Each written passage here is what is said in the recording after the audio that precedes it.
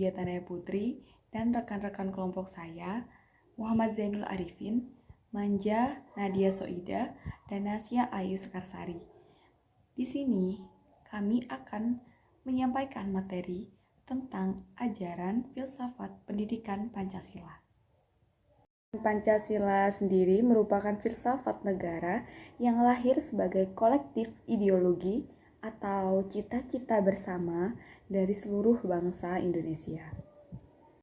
Jadi, filsafat berasal dari kata filosofi yang secara epistemologis berasal dari kata philos atau pilih yang berarti cinta dan sophia yang berarti hikmat atau kebijaksanaan.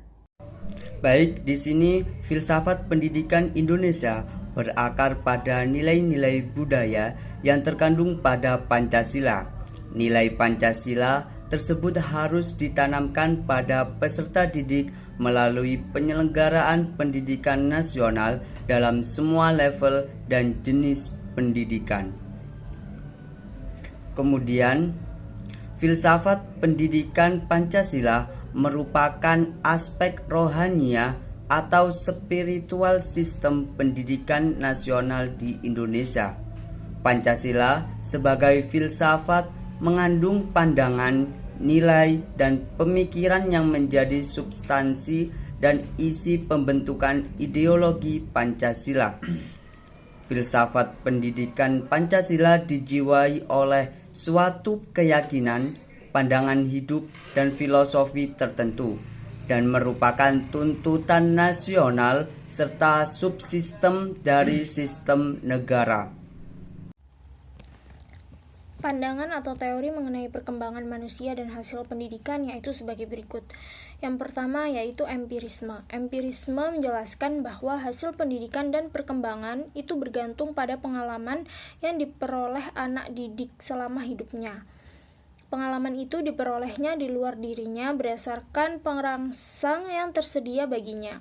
John Locke berpendapat bahwa anak yang dilahirkan di dunia ini bagaikan kertas kosong atau sebagai meja berlapis lilin atau tabula rasa yang belum ada tulisannya di atasnya. Lalu yang kedua yaitu Navitisme. Navitisme merupakan teori yang dianut oleh Schopenhauer yang berpendapat bahwa bayi lahir dengan pembawaan baik dan pembawaan yang buruk. Dalam hubungannya dengan pendidikan, ia berpendapat bahwa hasil akhir pendidikan dan perkembangan itu ditentukan oleh pembawaan yang sudah diperolehnya sejak lahir. Aliran ini berpendapat bahwa pendidikan tidak dapat menghasilkan tujuan yang diharapkan berhubungan dengan perkembangan anak didik. Dengan kata lain, aliran Navitisme merupakan aliran pesimisme dalam pendidikan. Berhasil tidaknya perkembangan anak tergantung pada tinggi rendahnya dan jenis pembawaan yang dimilikinya. Teori yang selanjutnya adalah teori naturalisme. Teori yang dipelopori oleh Cuci Resau, ia berpendapat bahwa anak yang baru lahir memiliki pembawaan yang baik. Tidak seorang anak pun memiliki pembawaan yang buruk. Aliran ini berpendapat bahwa pendidik hanya wajib membiarkan pertumbuhan anak didik saja dengan sendirinya. Diserahkan saja selanjutnya kepada alam. Negativisme. Pendidik tidak diperlukan. Yang dilaksanakan adalah menyerahkan anak didik kepada alam agar pembawaan yang baik tidak rusak dengan tangan manusia melalui proses pendidikan. Teori yang terakhir adalah teori konvergensi yang dipelopori oleh William Stern yang berpendapat bahwa anak dilahirkan dengan pembawaan yang baik dan pembawaan yang buruk. Hasil pendidikan itu bergantung pada pembawaan dan lingkungan.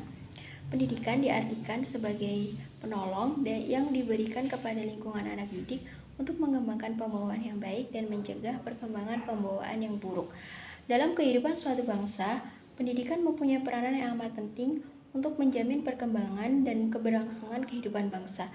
Indonesia adalah negara yang berdasarkan Pancasila dan Undang-Undang Dasar 1945 yang di dalamnya diatur bahwa pendidikan diusahakan dan diselenggarakan oleh pemerintah sebagai suatu sistem pengajaran nasional. Baik, kesimpulan di sini yaitu Pancasila sebagai filsafat pendidikan nasional memiliki peran penting dalam menjamin perkembangan dan kelangsungan kehidupan suatu bangsa. Nilai-nilai Pancasila harus ditanamkan pada peserta didik melalui penyelenggaraan pendidikan nasional di semua tingkatan dan jenis pendidikan.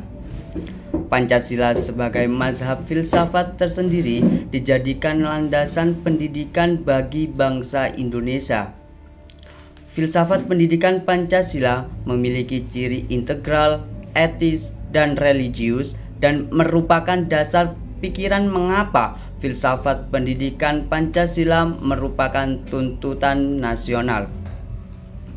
Dengan demikian, filsafat pendidikan Pancasila memainkan peran penting dalam membentuk identitas, nilai, dan tujuan pendidikan nasional Indonesia, serta menjadi panduan dalam penyelenggaraan sistem pendidikan di Indonesia. Cukup sekian presentasi dari kelompok kami. Kurang lebihnya kami mohon maaf. Wassalamualaikum warahmatullahi wabarakatuh.